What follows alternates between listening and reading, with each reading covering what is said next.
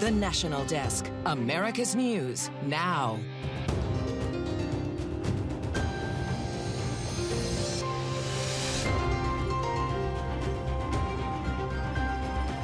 This is a long kind of rivalry game that we're playing with Russia. It's exceedingly dangerous. A serious national security threat rattling Washington. Russia's plans for nuclear capabilities in space. Plus, the trust fund is running out of money, which means we're going to either be facing massive tax increases or benefit cuts to our senior citizens. Balancing the federal budget, what Congress is spending could cost Americans. And later, calls for removal. The fact-check team investigates if the 25th Amendment could be used to oust President Biden from office.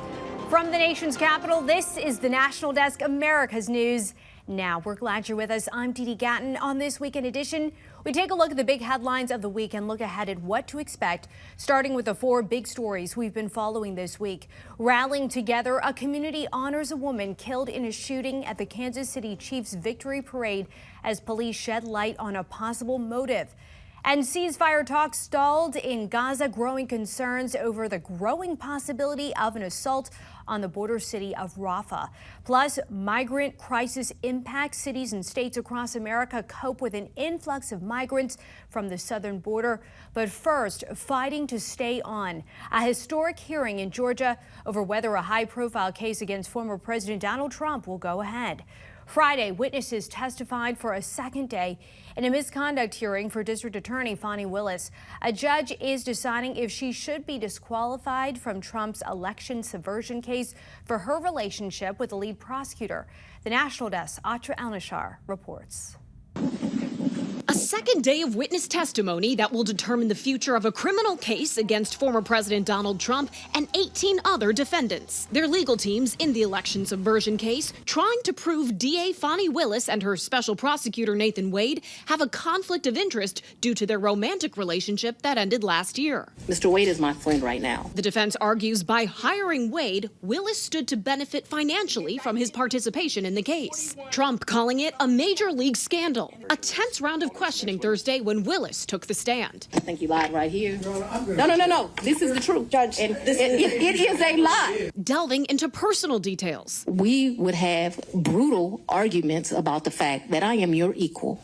I don't need anything from a man. There was tension always in our relationship, which is why I would give him his money back. I don't need anybody to foot my bills. Rancorous exchanges between Willis and the defense causing Judge Scott McAfee to intervene. We all know what professionalism looks like, what decorum looks like. Former U.S. Attorney John Fishwick. Part of that kind of fieriness, a judge could say, that may be a reason that you shouldn't be on the case. This is getting personal. The standard is whether there's an appearance of impropriety, even if there's not an actual conflict, and it doesn't look good. Taking the stand Friday, former Georgia Governor Roy Barnes. Willis approached him first about the special prosecutor job back in 2021, which could help Willis's argument that she did not have an improper motive when choosing her team. She asked me if I'd be interested in being special prosecutor, to which I replied that I had mouths to feed at a law office. Barnes also worried about security. Whether the judge disqualifies Willis or not, the case is bound to be delayed. If she's removed, it will take time to replace her. If she's not, Trump and his fellow defendants can appeal. In Washington, I'm Atra Al-Nashar for the National Desk, America's News Now. Former President Trump has been ordered to pay a $364 million penalty in his New York civil fraud trial. Trump and his 2 eldest sons were also banned from doing business in New York State for 3 years. They were found guilty of falsifying business records and inflating the value of assets. His lawyers are appealing the decision. In addition, Trump will officially face his first criminal trial next month. A judge denied the former president's motion Thursday to dismiss the charges against him in the hush money case. He's accused of a cover-up scheme to hide payments to adult film star Stormy Daniels to keep her from speaking out about a past affair with Trump before the 2016 presidential election. Trump denies the affair and payments. This weekend, the Kansas City community is grieving after the deadly mass shooting at the Chiefs Victory Parade. Nearly 24 were shot, including a local radio DJ and mother of two who was killed. The shootout happened just seconds after the Super Bowl rally had ended. Police have now charged 2 juveniles in connection to the violence. Chiefs offensive lineman Trey Smith was one of several players who helped guide children to safety inside of a closet. Right before I run in there, there's like a little kid in front of me, so I just grab him, just yank him, and just tell him, you're hopping in here with me, buddy. So I don't know how many people there were in the closet, maybe 20 plus. Police are still looking for others who may have been involved and urging all witnesses, victims, and people with any cell phone video of the violence to come forward. Ceasefire talks in Gaza have stalled. Israel reportedly recalled its negotiating team from Cairo, accusing Hamas of sticking to its delusional demands and offering no counterproposals. The families of the roughly 130 remaining hostages say the decision is a death sentence for their loved ones. The State Department addressed concerns over the growing possibility of an assault on the border city of Rafah. I know people like to jump ahead far into the process and talk about what ifs, but we're not at the what if stage right now. We are at the making very clear to Israel what we expect stage. Israeli Prime Minister Benjamin Netanyahu has vowed to continue the war until reaching total victory over Hamas and the return of all hostages. As Russia's invasion of Ukraine approaches its 2-year mark, Defense Secretary Lloyd Austin is working to build support for Ukraine's defense. This week, he met with the U.S.-led Ukraine Defense Contact Group.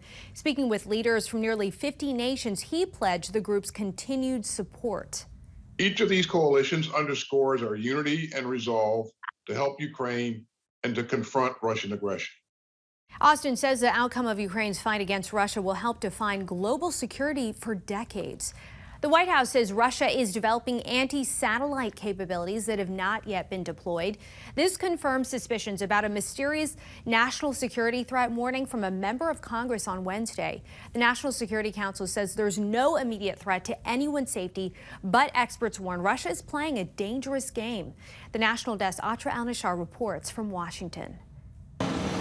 In Washington, fear and speculation about Russian military plans in space. On Wednesday, House Intelligence Committee Chair, Republican Mike Turner, made the unusual move to make it public that Congress has information concerning a serious national security threat. This is a long kind of rivalry game that we're playing with Russia. It's exceedingly dangerous. Lyle Goldstein, director of Asia engagement at the think tank Defense Priorities, has been tracking Russian nuclear weapon developments for decades. He says both Russia and the U.S. have long had the ability to destroy satellites, but it's possible Russia has plans to incorporate nuclear force. This weapon seems to be possibly aimed at basically frying the electronics in different satellites. Russia would have a strong motive to create such a weapon. In its invasion of Ukraine, Russia has sustained major losses. Goldstein says likely targets for Russia are Starlink satellites critical for Ukraine to navigate its drone attacks. Action like this by Russia would violate the Outer Space Treaty of 1967. No party will place any nuclear or other weapons of mass destruction in outer space. Some fear Russia, if desperate, would target U.S. military satellites.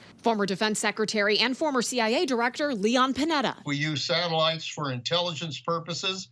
We use satellites for GPS purposes. If Russia could blind our ability to be able to gather that kind of information, make no mistake about it, that would be an act of war because it would threaten our national security. Then there's the question of how prepared the U.S. is to defend its assets in space. We have means and methods to protect ourselves. You know, there are no guarantees here, but we've been aware of it. We are working the issue, let's put it that way. The intelligence community says it has serious concerns about a broad declassification of this intelligence, and that starting with private engagements could be a much more effective approach. In Washington, I'm Atra Al-Nashar for the National Desk, America's News Now. Developing now, federal investigators are pushing for better cockpit voice recorders. The recommendation comes after evidence was lost from a mid-air blowout last month. The National Transportation Safety Board says new planes should have recorders that capture 25 hours of audio. The data from the Alaska Airlines flight was overwritten after just 2 hours. Airfare travel fell to 6.4% in January compared to last year, but the Labor Department doesn't expect it to last. January is usually a slower month for travel due to customers taking fewer trips following the holidays. Flight tracker Hopper says it expects to see good deals soon. It predicts that domestic fares in February will average $276.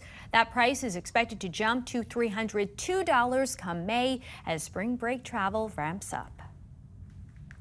President Biden is facing calls for removal under the 25th Amendment after a special counsel report said he suffers from poor memory.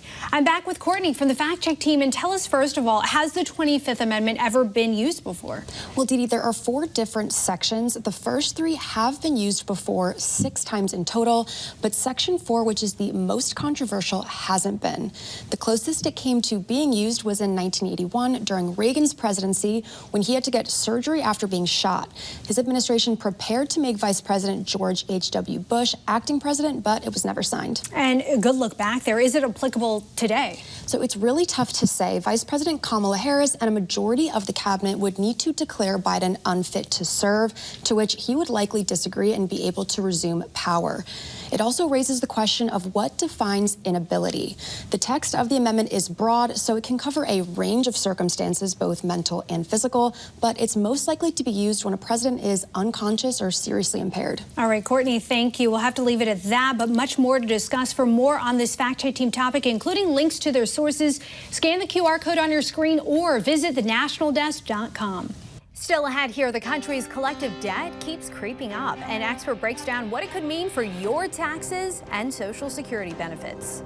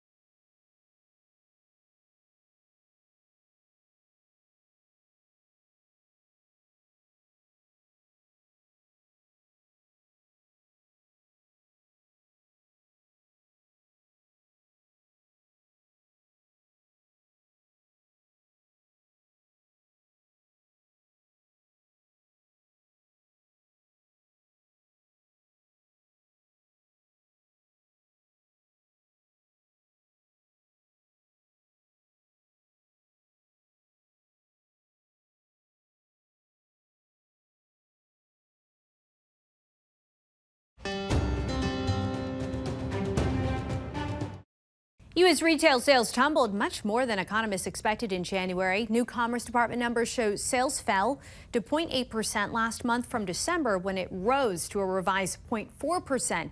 Big spending during the holidays, coupled with cold weather across the country, could be 2 factors behind less spending. The strength of consumers has been at the center of recent U.S. economic growth. Sky-high prices are forcing some businesses and hardworking Americans into bankruptcy.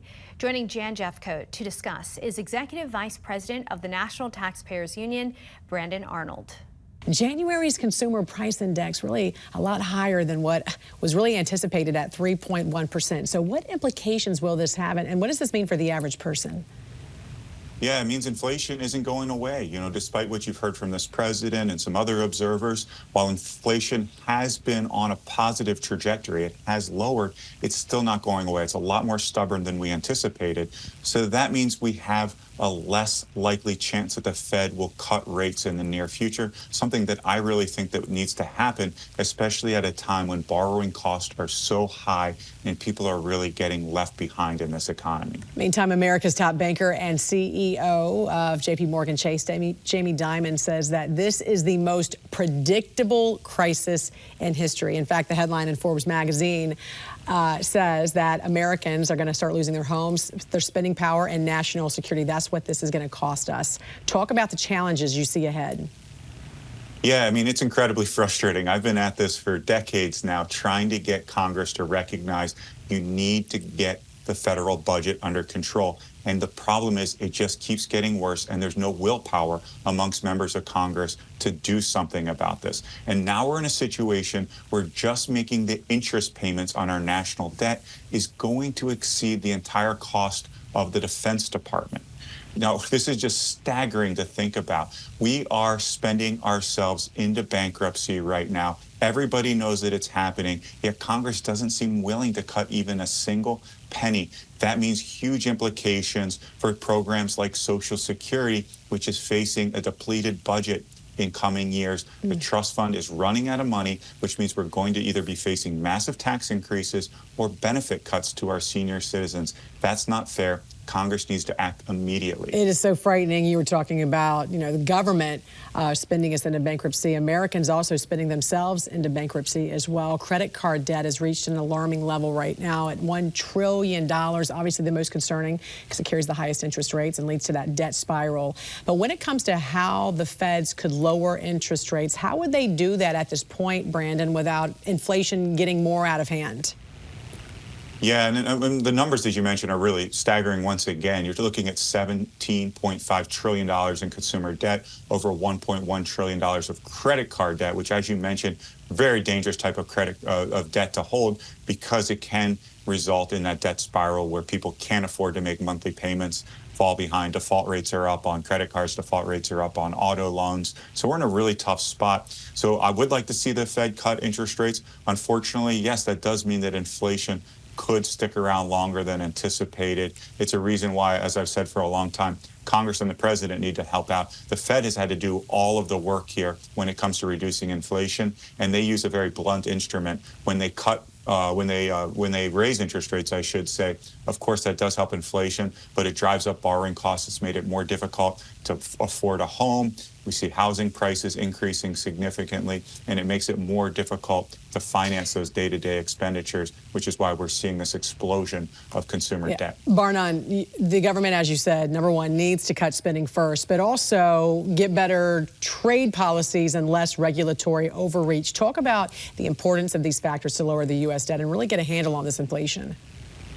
Yeah, there's no silver bullet when it comes to handling inflation, but getting our finances under control should be first and foremost. And then other things like more sensible trade policy. We should be able to trade with our allies, our friendly countries like Canada, Europe, Australia, Korea. We saw when we had this baby formula crisis recently, there was plenty of affordable, safe baby formula in Europe, but we couldn't get it here because we had these ridiculous trade restrictions. We need to take a fine-tooth comb to these, get rid of these restrictions, lower tariffs with friendly countries so that prices for our consumers and our manufacturing sector are much, much lower. And of course, cut that red tape, which has made it so difficult to operate a small business in a tough economy. Executive Vice President of the National Taxpayers Union, Brandon Arnold. Great to see you as always. Hope you have a great weekend. Thanks for joining us. Thanks, Jim. Developing right now, the suicides of nearly 200 inmates could have been prevented, according to a new watchdog report on the Bureau of Prisons. The National Desk Janae Bowens has an in-depth look at the agency's failures. More than 150,000 inmates are in federal prisons for drugs, weapons, sex offenses, and the list goes on. But no matter the crime, many are calling for safer conditions for inmates, especially following the high-profile prison deaths of notorious gangster Whitey Bulger and financier sex offender Jeffrey Epstein. There were shortcomings in BOP staff's emergency responses, ranging from a lack of urgency in responding to failure to bring or use appropriate emergency equipment. A new report from the Department of Justice Office of the Inspector General shows multiple failures by the Bureau of Prisons that contributed to the deaths of 344 federal inmates between 2014 and 2021. They died by homicide, accidentally, drug overdoses, and unknown causes. The biggest issue, 187 inmates died by suicide. We also found instances of potentially inappropriate mental health care level assignments for some inmates who died by suicide, as well as deficiencies in staff completion of required mental health assessments. On top of that, at least 86 of those inmates died after staff failed to conduct required rounds or inmate counts. I worked kind of alongside correction officers, and they definitely had, them doing double shifts. Dayshell Barco says she saw the same issues during her time as a counselor at a state prison. Staffing shortages a big issue there and at the federal level, too. You're already on alert just being in that setting, and so it could definitely wear on a person. So I could see where there's less like important duties happening when people are exhausted. The Inspector General report includes 12 recommendations, including proper evaluations for mental health. The Bureau of Prisons says they need to improve and is dedicated to ensuring the safety of all inmates. In Washington, Janae Bowens for the National Desk. Coming up next, right up her alley, the story of a high school bowling fan who can score a strike without her vision. Plus, seeking out real-life connections, the research happening now on changing dating habits among Gen Z.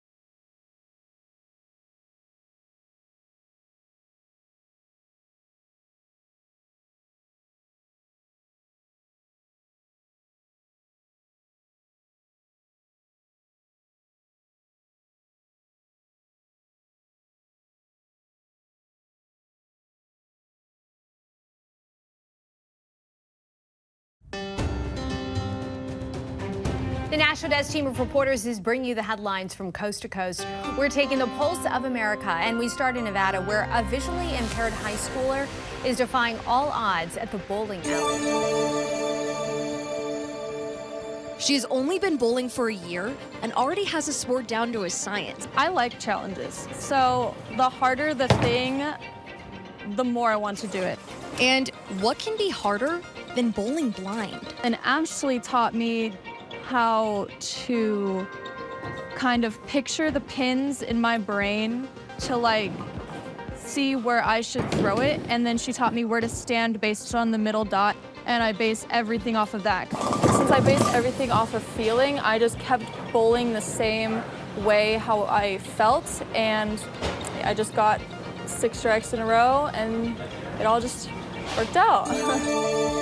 In California, over 100,000 people gathered this week for the World Agriculture Expo. The city of Tulare, which is the #1 ag producer in the nation, hosted the event. It provides a chance for farmers to network and vendors opportunities to showcase their latest technology. It drives through orchards like almonds, pistachios, citrus, fruits, and it sprays the trees. We are having a shortage of ag labor. And so we developed this machine to help us and help our people in our business be more efficient. The event is expected to bring $52 million to the local economy. In New York, a university professor is studying a change in dating culture among Gen Z. She says many aren't interested in dating apps that took over during the pandemic. Instead, they're seeking a human connection without the help of a screen. Gen Z spend a lot of time going through high school and colleges online, on Zoom, and they're probably just sick of it. They want to meet people in person and fall in love. Some students say that dating apps have helped them learn to talk to their peers, even if they haven't found that special someone. Ahead here on the National Desk, a world first in Oklahoma, the new technology that can spot the smallest, most aggressive cancer cells.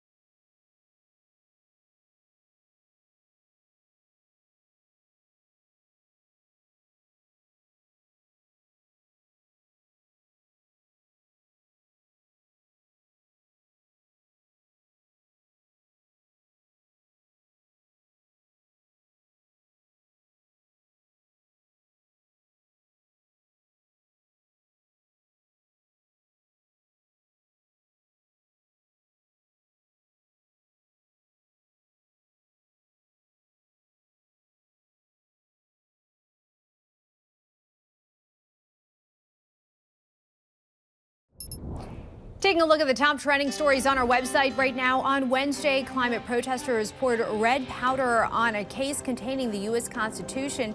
The artifact was unaffected, but part of the National Archives was forced to close for cleaning. SpaceX is taking another shot at a moon landing. The Falcon rocket is expected to reach the moon next week. It's carrying a load of experiments from NASA, which sponsored the launch. And the FDA has approved the first medication to treat severe frostbite and reduce the risk of finger or toe amputation. Its active ingredient dilates blood vessels so that blood can flow more easily to extremities. Developing now, researchers at the University of Oklahoma are testing a revolutionary imaging technique to detect pancreatic cancer faster. It is one of the hardest cancers to treat and is the most deadly because it's so hard to detect. Current imaging only allows surgeons to see a tumor larger than a centimeter in diameter. With the new system, they'll be able to see tumors the size of an eyelash. In terms of the overall survival rate, it's generally very poor. Average survival with chemotherapy is 6 months to a year.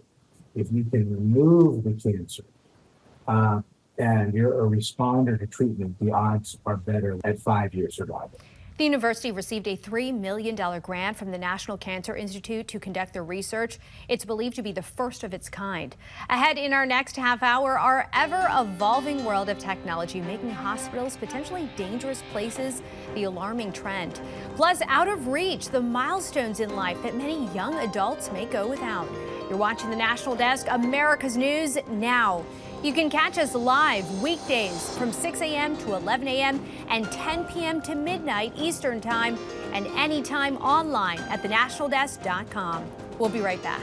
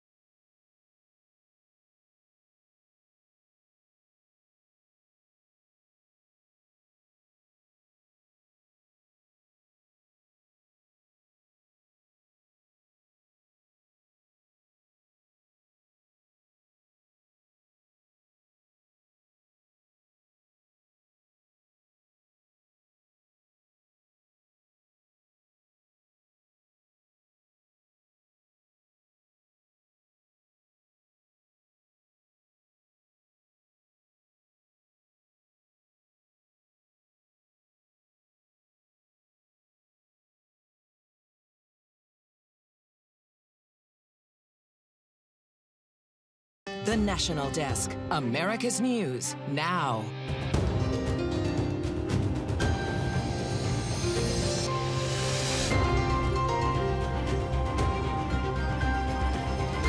Cities and states far from the southern border are seeing an influx of migrants, how they're coping with the crisis.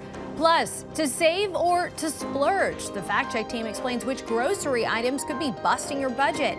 And later, combating deepfakes, the new bill in Washington that would allow some victims to take legal action. From the nation's capital, this is the National Desk, America's News Now. I'm Dee Dee Gatton, and right now the border crisis is causing new concern in Utah. An unexpected surge of asylum seekers in the state has homeless shelters in Salt Lake City sounding the alarm, and advocates caution there are more challenges to come. We believe it is ICE that did this, put them on a plane from New York City direct to Salt Lake City with no point of contact and no organization to make sure that they had a place to go or a place to stay. Wendy Garvin with Unsheltered Utah explained she is not prepared for more migrants to show up at the doorstep and that the state legislature needs to get it together. Meantime, New York City will expand curfew to additional migrant shelters following a wave of violent incidents. Under the new rules imposed by the mayor's administration, migrants will no longer be able to leave or enter the shelters between 11 p.m. to 6 a.m. The curfew affects about 3,600 migrants. Just last month, city officials placed curfews on 4 shelters in response to resident complaints. New details. A former FBI informant has now been charged, accused of lying about President Biden and his son Hunter's involvement in business dealings with Ukrainian energy company Burisma Holdings. Alexander Smirnov was arrested Thursday at Harry Reid International Airport in Las Vegas. Congressional Republicans used Smirnov's claims as a basis of their impeachment inquiry into the president. Now, some of the same memos used that they released are being used in the indictment against Smirnov.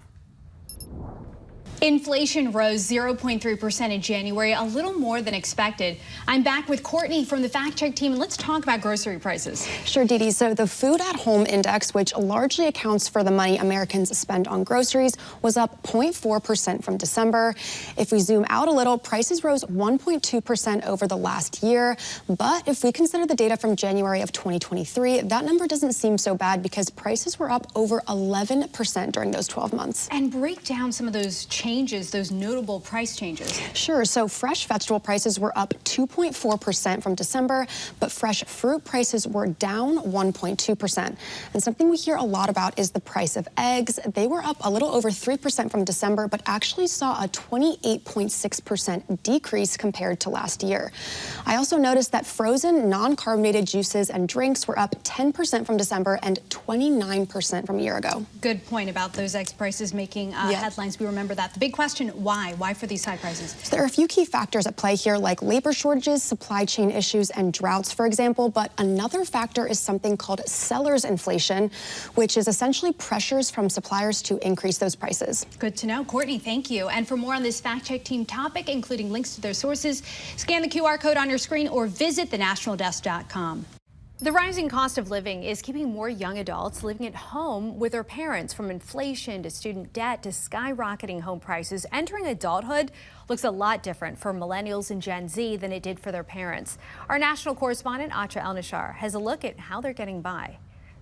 For young adults, hitting life's milestones is getting farther and farther out of reach. What it takes to move out, get married, have kids, retire, has millennials and Gen Z commiserating. Since everything's become so expensive, truly, we have not done anything outside of just pay for our needs. The wages, they don't match the increase in pricing at all. So I don't want to hear y'all say we're lazy and we're entitled. The system that has been built up to this point is now no longer working for the middle class. Even being part of the middle class can seem unattainable when it's hard enough to leave home. 56% of young adults between 18 and 24 lived with their parents in 2023, according to the latest census data. Now, to put that into historical context, toward the end of the Great Depression in 1940, that number was 48%, though back then they counted adults up to 29 years old. But these days, according to Bankrate, more than 2/3 of parents with adult children say that they've made a financial sacrifice to help out their kids. The most common sacrifice is parents dipping into their emergency savings. Living at home can help to pay off student loans. Bankrate recently found 59% of adults who have or had student debt say it forced them to delay a financial milestone. Gen Zers say that they're most likely to delay buying a car because of their student debt. For millennials, they say they're most likely to be delaying buying a house and also adding to their emergency savings. High rent also getting in the way. We started out at $1,260 and went to $1,800, and that was within a year. Home prices often just as bad, rising 2.5 times the rate of inflation over the past 50 years, according to the Federal Reserve. Tuition, childcare, the cost of throwing a wedding also rising faster than inflation and wages, making it difficult to strive for a better life than their parents had when it's all young adults can do just to keep up. In Washington, I'm Atra El-Nashar for the National Desk, America's News Now.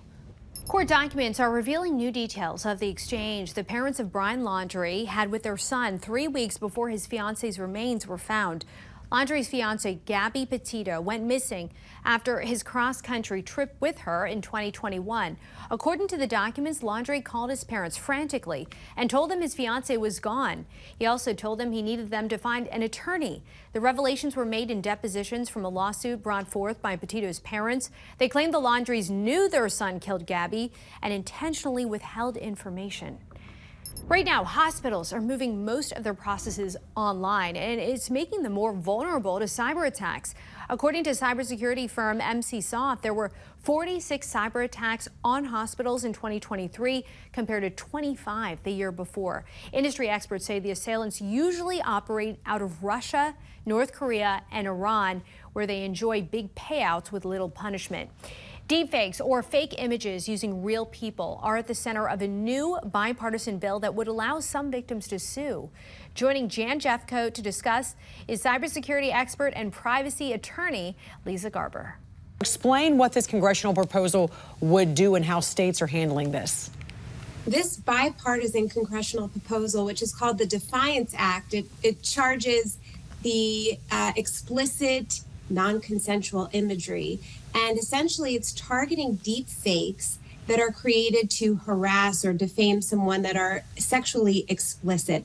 Unfortunately, it turns out that 96% of all deep fake videos are non-consensual pornography. And this bipartisan act proposal actually comes in the wake of a Taylor Swift deepfake that went viral on social media, viewed almost 100 million times, that caused X, formerly known as Twitter, to shut down all searches of Taylor Swift for some time. And it was created obviously without her consent. So the proposal is to offer a federal civil remedy for victims of these explicit, non-consensual forged images. And these can be made pretty easily and cheaply now through artificial intelligence enabled technology. Yeah, this is also an issue during the election. There was a fake Biden robocall where an AI generated voice of the president called Holmes during the primary. So how are social media platforms already managing these deep fakes? What are the rules?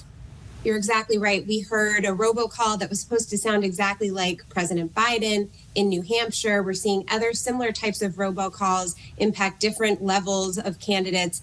And we've actually seen now that state attorneys general will be going after this type of scamming in the future, as it's been condemned by the FCC, and they've given them more legal mechanisms to pursue this type of legal action. The problem on social media is things go viral extremely quickly, and it's hard to stop it. You're suddenly playing whack-a-mole. And this is the problem for victims of non-consensual pornography or revenge pornography or deepfake pornography. And it's also a problem in the election season. This is something that social media platforms have been dealing with for years now because it's been so problematic. They have teams of hundreds, sometimes thousands of professionals that will go through content to determine if it's been AI generated or manipulated in some way. But we still see problems with catching everything because there's so much content. We have seen Meta come to the forefront and suggest everybody really come together, the heads of social media, and create a watermarking standard to determine if content is authentic. But it's yet to be seen if that will actually pull through. And you mentioned Taylor Swift and this and how Twitter had to shut down searches of her as a result of this image being shared, millions of times. But what if you're not famous and you're just some, teenager at a school and you're the victim of this? What can you do if you become a victim? What's your recommendation? This is the problem. And of course, as you said, Jan, it doesn't just affect celebrities, well-known people. It affects locals, it affects teens, unfortunately, people without the billions of social media followers. While there are different states that have protections against deep fakes and revenge pornography, and you can sue anybody who's created this type of content, there's about a dozen states in the United States that are taking care of this problem. It's still expensive to sue. And it's also very difficult to uncover who has created these images, especially on social media where people can be anonymous or pretend to be someone else. The key, if you are unfortunately a victim of this type of attack, is find out where it's proliferating and go after it. You can, at no charge, take down notices on Meta's platforms, on Google, and attempt to stop the proliferation of this type of content. If you know who's behind it, if you have an inkling, you should certainly go to your local police desk. They may not be very well versed in handling deep fakes or revenge pornography, but you can at least file a report and determine if there's any remedies for you at the state level. If you have the funds, of course, go to a law firm that specializes in this. There are free resources that will help you issue these takedown notices and look at the social media platforms and data brokers that might be proliferating this type of content. But make sure you stay vigilant about what information is actually available freely about you and your children online, because that's where these start, right? It's with images and videos that are available online. Great information you brought to us there. Cybersecurity expert and privacy attorney Lisa Garber. Great seeing you. Thanks for joining us. Thank you. So to come here on the National Desk, our team of correspondents breaks down this week in Washington, from questions about President Biden's mental fitness to new details on a serious national security threat.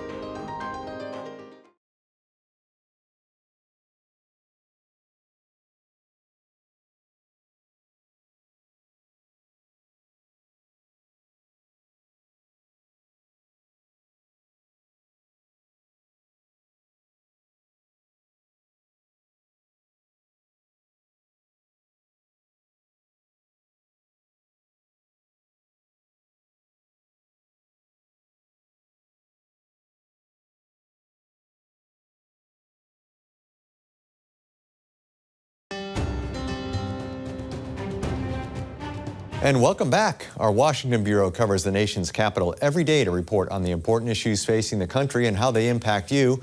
The Bureau's correspondents are here to share their insights and the stories they've been covering.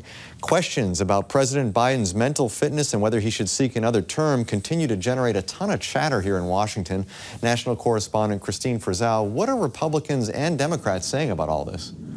Yeah, Steve, first we should say these questions are not new, but this is really back in the spotlight after that report from special counsel Robert Hur was released. Now, the report was supposed to sort of highlight President Biden's handling of classified documents. But in his sort of outlining of why he declined to press charges against President Biden, he went into detail and essentially cited his top reason was that Biden is a, quote, elderly man with poor memory. So, of course, since that time, Democrats have really come out swinging, trying to defend President Biden, saying this is a mischaracterization. This is not true. Republicans, meanwhile, have sought to reinforce the concerns, releasing videos of all the times, Joe Biden has stopped mid-sentence or forgot what he was saying or gave the wrong name. And Democrats are doing the same, providing examples from the man Biden is expected to face in the 2024 election, Donald Trump, and he has countless examples, too, of calling people the wrong name or seeming to get confused. The bottom line here is these questions about whether either man has the mental acuity to do, one of the hardest jobs in the world has really overshadowed questions about what their plans or their policies will be should they win the election in November. So I think this is a question that's not going away, but it's certainly been at the forefront of discussion these last few days. And you've also been covering the crisis at the border. There's some new data about the number of border crossers and also a growing concern about some migrants being recruited by criminal gangs. Tell us a bit about that. Yeah, a few different things. Last week we got some news, what some would consider good news in terms of the numbers of border crossers, basically cut in half from December to January. But when we're talking about some of the people that are already in this country that have already been released, just last week, Steve, you and I talked about some pretty horrific violence in New York City, a cell phone theft ring involving migrants attacking mostly women and stealing their phones. And of course, there's also that video now seen around the world of migrants attacking New York City police officers in Times Square. Well, we're learning now that some of those involved are suspected to be part of a Venezuelan gang known as Tren de Aragua. This is a gang experts believe started in one of Venezuela's prison system and has since expanded throughout South America, with members who have made their way to the U.S.-Mexico border and have been let in and released to this country. We also learned during the week that ICE plans to release even more migrants. They're simply running out of space at these detention facilities and running out of money.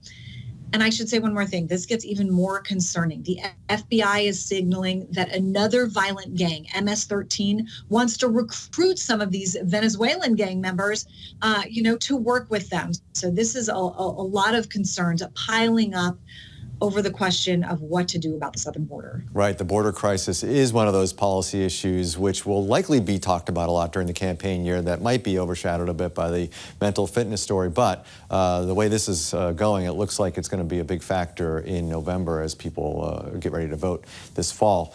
Meanwhile, the chairman of the House Intelligence Committee warning about a classified, quote, serious national security threat. National correspondent Atra El-Nashar, what do we know about this threat and what are folks in D.C. saying about it? Yeah, well, Russian space nukes entered all of our vocabularies this week. Once Mike Turner put out that statement, that really caused a lot of alarm and eventually pushed the White House to come out and confirm something so that people's minds didn't, go crazy thinking of what these possibilities could be. So the White House confirms that Russia is developing anti-satellite capabilities.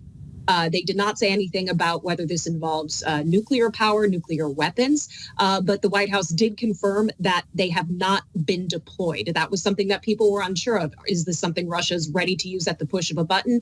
No, the White House says it's something they are working on, and right now there is no danger to human beings or systems on the ground. But this is, of course, very concerning. And also keep in mind, the United States, the then Soviet Union, now Russia, is part of a treaty that was brokered with the United Nations back in the 1960s called the Outer Space Treaty that says countries can't use weapons of mass destruction in outer space. So if Russia were to go ahead and use something like this, that would be a total violation of the treaty, though it's Russia. They're obviously not bound to international norms, but it would still be troubling. So the suspicion here about their motivation is the losses they're sustaining in Ukraine, specifically in the Black Sea. Ukraine uses Starlink satellites to help navigate their drone attacks. Starlink is owned by SpaceX, owned by Elon Musk. Of course, it's an American company, so that might have been why there was some alarm here. Because if there's an attack on an asset from a U.S. company, then obviously the U.S. government would have an interest in getting involved there. The White House did not confirm that that is something that they're exploring. But the other question, Steve, too, is the United States prepared to defend against an anti-satellite, perhaps nuclear capability that Russia is, as we're learning, developing? Now, the U.S. and Russia have long been able to take out satellites, but what we believe is happening here is a different kind of technology that could take out a satellite without physically striking it using sort of an electromagnetic pulse. So a lot of this is extremely confidential, as you would expect, so it's difficult to know exactly where we stand, but it's certainly cause for alarm, and of course it all fits into the conversation on Capitol Hill about additional funding for Ukraine in their fight against Russia. As always, great reporting. Atra, Christine, thank you both for that and for your hard work. Back to you. Still ahead here on the National Desk, stopping the cycle the steps one city is taking to curb gun violence. Plus, limiting social media, one state's fight to crack down on platforms mental health experts say harm children.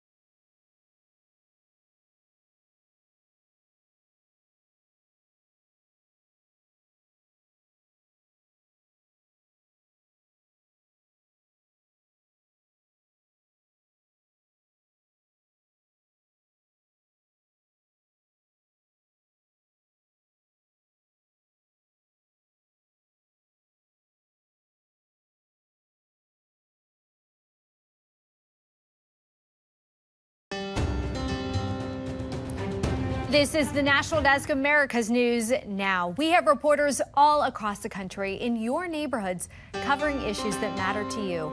From an Ohio city unveiling a first-of-its-kind program to address the cycle of gun violence, to an Oklahoma lawmaker looking to crack down on social media platforms, or taking the pulse of America. But we begin in Texas, where volunteers are helping residents avoid scams this tax season.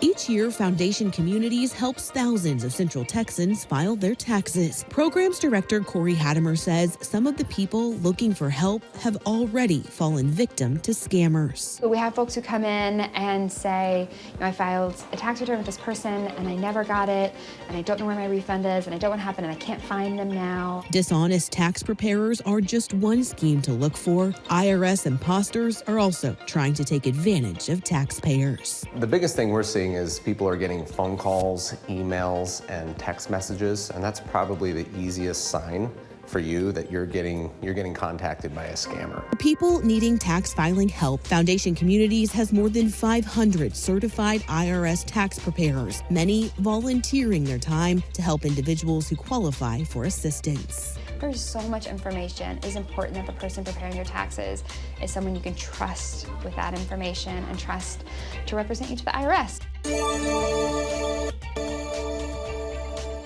What the bill proposes is an age limit on social media. If the bill passes, social media companies may not allow children under 16 to use their platforms, and they must require parental consent for minors who are 16 or older. Caldwell says he hopes third-party apps or the main social media companies would be able to prevent someone from lying about their age just to make an account. It's going to need to be something more than just asking somebody to enter in their birth date and push submit. Should lawmakers vote to approve this, violators of the act would face a $2,500 fine. Caldwell admits enforcing his legislation would be the biggest challenge. Really, what I hope this is a conversation starter, and I would love to sit down and visit with the companies themselves to see if we can work together on a more collaborative solution.